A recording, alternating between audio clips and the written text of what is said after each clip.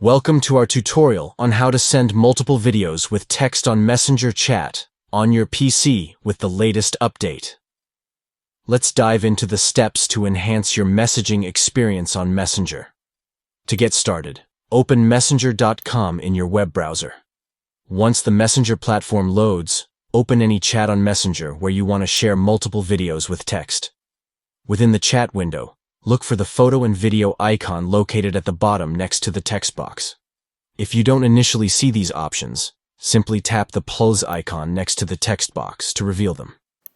Click on the photo and video icon and proceed to choose the videos you want to send.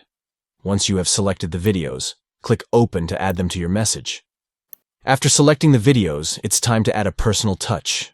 Write the note or message you want to accompany the videos in the text box provided. Finally, once you've composed your message and added the videos, click Send or press Enter on your keyboard to share the videos along with your text in the Messenger chat. By following these steps, you can easily send multiple videos with text on Messenger chat on your PC, allowing you to communicate more effectively and express yourself creatively. Thank you for watching our tutorial.